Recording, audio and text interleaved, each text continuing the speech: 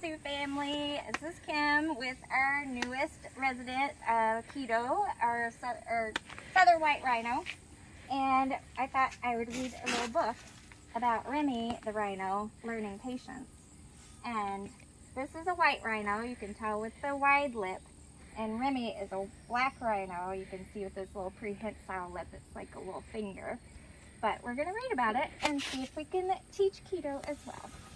So, Remy the Rhino Learns Patience by Andy McGuire.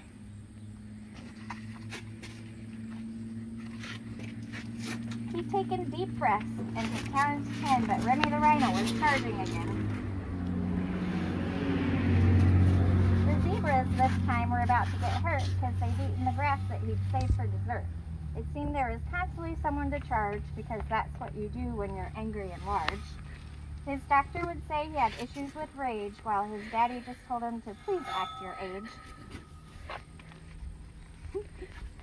Everything made Remy upset. The dust was too dry, the water too wet. He hated the heat and he hated the cold. He wouldn't put up with the young or the old. The meerkats were jumpy, the hornbills too loud. Giraffes made him grumpy, the lions too proud. Gazelles were too timid, baboons made him scowl. They'd better stop bothering Remy right now! Are you bothered? No. Kito's never bothered. One evening he dropped for a snooze on the ground when an aardvark came bumbling and shuffling around.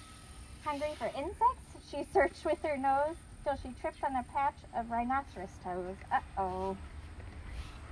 Well, Remy got mad, as you probably guessed, but the aardvark did something I wouldn't suggest. She stood there and waited for Remy to charge her. She stood there and watched him get closer and larger. At the very last moment, as quick as can be, she dodged and Remy ran into a tree.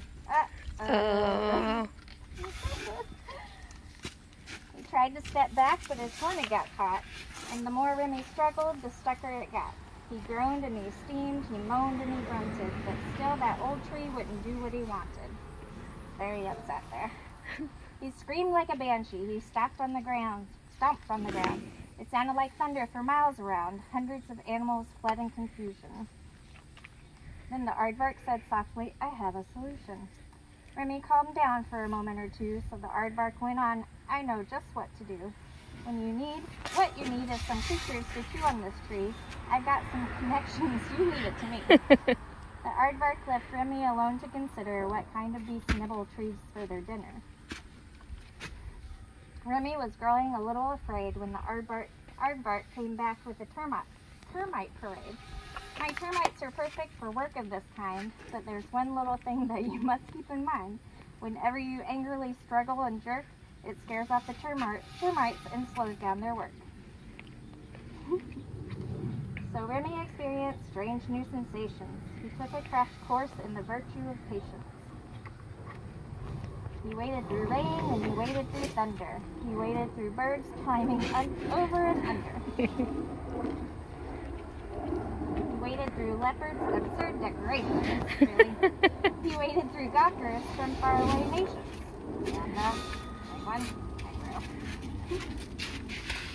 He waded through elephant balancing acts. A lot of elephants. Until little by little, he learned to relax. And then he got out, and then he's chilling with his friends and family. So, like Remy, he's a young kid. He wants to learn patience, and he will through time, just like our Kito is very patient with us, and we love having him here, and we hope you come to the zoo and see him in person for yourself. Take care.